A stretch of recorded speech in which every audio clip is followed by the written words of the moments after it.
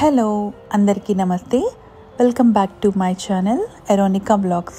ముందుగా అందరికీ వరలక్ష్మి వ్రత శుభాకాంక్షలు. నేను అమ్మవారికి శారీ కట్టడానికి ఇలా ముందు రోజు నైటే ఇలా శారీ అంతా సెట్ చేసుకుని పెట్టుకుంటున్నానండి. సో నెక్స్ట్ డే మార్నింగ్కి చాలా ఈజీ అవుతుంది కదా. సో ఇలా ప్లీట్స్ అన్నీ రెడీ చేసుకొని పెట్టుకుంటున్నాను. బ్యాక్గ్రౌండ్ సెట్టింగ్ అలాగే అమ్మవారికి కట్టే శారీ మాత్రమే నేను రెడీ చేసుకొని పెట్టుకున్నానండి.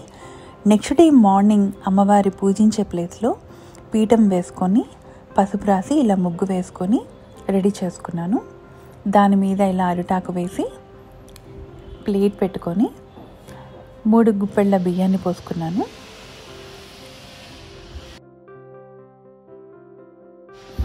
ఇది రెడీ చేస్తున్న టైంలో నేను చక్కగా లలిత పెట్టుకొని అమ్మవారిని మనసులో తలుచుకుంటూ ఇలా రెడీ చేసుకున్నానండి.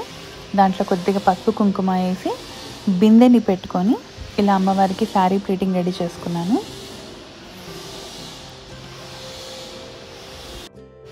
శారీ మొత్తం సెట్ చేయడానికి నాకు టోటల్గా ఒక 1/2 అవర్ పట్టిందండి. ఇలా ప్లీట్స్ అన్నీ కూడా ముందు రోజు నైటే రెడీ చేసుకోవడంతో నాకు చాలా ఈజీగా అయిపోయింది. ఇలా 2 స్టెప్స్ లాగా వేసుకొని నేను అమ్మవారిని రెడీ చేసుకోవడం జరిగింది. వరలక్ష్మి వ్రతం అంటేనే మన ఆడవాళ్ళందరికీ కూడా ఎంతో ఇష్టంగా అమ్మవారిని రెడీ చేసుకుంటారు కదా. సో నేను కూడా నాకు ఈ వరలక్ష్మి వ్రతం అంటే చాలా చాలా ఇష్టము. సో దీనికోసం నేను చాలా నాళ్ళు ముందే రెడీ చేసుకుంటాను. 2-3 మంత్స్ నుంచి అమ్మవారికి శారీ ఎలా కొనాలి, ఏమేమి రెడీ చేసుకోవాలి అనేది నేను చాలా ముందుగా ప్లానింగ్లోనే ఉంటాను.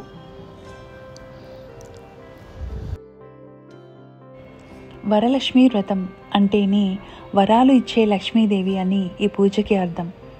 మనం ఎంత భక్తి శ్రద్ధలతో అమ్మవారిని పూజిస్తామో ఆ అమ్మవారు అంతే ప్రసన్నులై మనకి వరాలు ఇస్తుంది.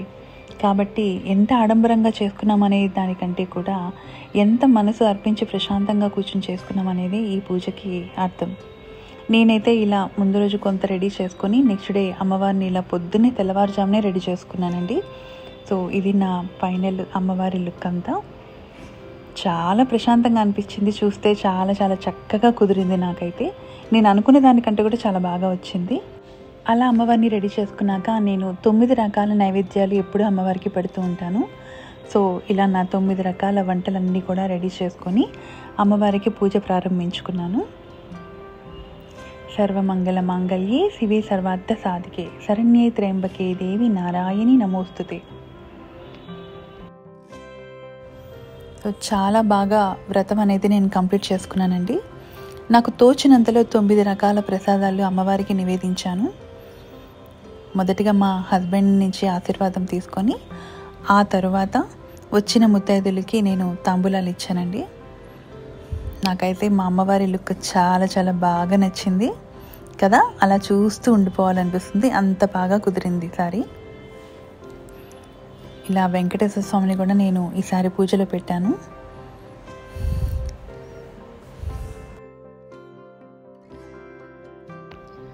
ఇది నా ఈవినింగ్ పూజ అండి.